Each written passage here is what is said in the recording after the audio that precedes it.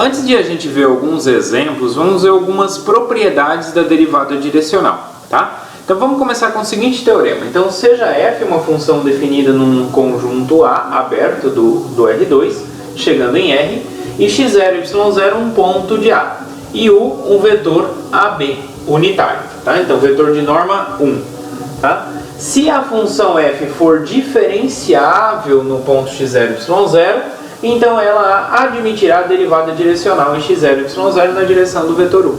Ou seja, se ela tem uma... O que significa dizer que uma função ela é diferenciável? Significa dizer que ela é derivável e aquele limitão lá é satisfeito, não é?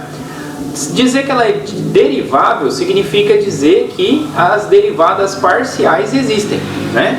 As derivadas parciais são exemplos de derivadas direcionais, tá? Então, sempre que uma função for diferenciável, além de ter as derivadas parciais, ela tem qualquer derivada direcional também, tá? Não só as da direção unitária do x e do y, tem de qualquer vetor unitário, tá? E além disso, esse teorema também dá uma fórmula para a gente calcular a derivada direcional, tá? Então nessa condição aqui, pessoal, se a função for diferenciável no ponto, então a derivada direcional nada mais é do que o gradiente da função vezes o vetor U, o produto interno do gradiente com o vetor U. A gente vai ver alguns exemplos onde a gente pode aplicar isso. Mas isso só se a função for diferenciável. Isso a gente sabe que a função é diferenciável no ponto x0, y0. Então eu posso calcular dessa maneira. Se a gente não sabe dessa informação, precisamos utilizar a definição e calcular através do limite, tá? Outra propriedade é dada por esse teorema. Então eu vou considerar também a mesma função, né? Uma função de duas variáveis definidas no conjunto aberto do R2, diferenciável no ponto x0, y0, e tal que o gradiente é um vetor não nulo, tá? Então é diferente, uma das duas derivadas parciais é diferente de zero nesse ponto x0, y0, tá? Então o que ele vai falar? Ele vai falar que o valor máximo das derivadas direcionais, por quê? Porque para cada direção eu tenho um valor, né? Então a função tem uma taxa de crescimento em cada direção, não é? Mas quando a função for diferenciável e tem o gradiente não nulo, tem o vetor gradiente diferente do vetor nulo, então a maior taxa de crescimento, ou seja, a derivada direcional com maior amplitude, ou seja, com maior valor, vai ocorrer exatamente no gradiente, né? Na direção do gradiente, né? É claro que o gradiente nem sempre ele é unitário, então por isso que a gente pega e divide ele pela norma, né? Quando a gente pega um vetor e divide ele pela norma, a gente está normalizando. Se a gente tirar a norma desse vetor agora, ele é um vetor unitário, tá? Então por isso que a gente faz assim, ele é o versor que a gente aprende lá em alga, tá?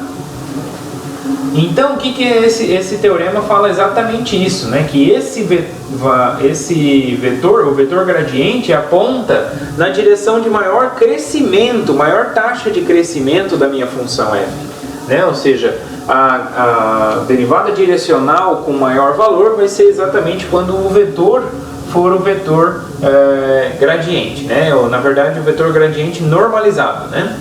Dessa forma. E o valor máximo vai ser exatamente a norma do gradiente, é o valor máximo da derivada direcional, tá? Exatamente por causa disso aqui, ó.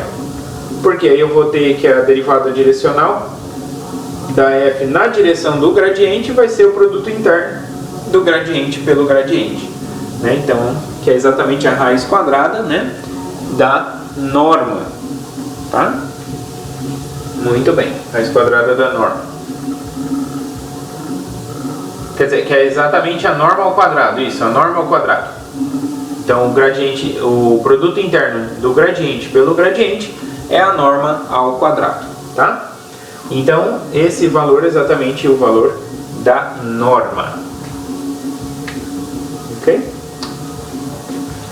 Muito bem, e aí a gente tem essa observação que resume essa ideia geométrica, né? Que o teorema, então, esse teorema anterior, ele diz exatamente que a direção e o sentido de maior crescimento da função é exatamente a direção do gradiente no ponto x0, y0.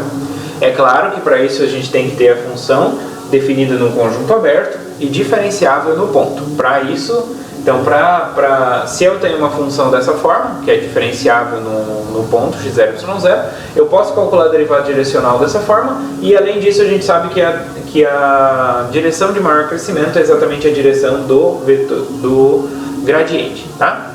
E o valor da derivada direcional é exatamente o valor da norma.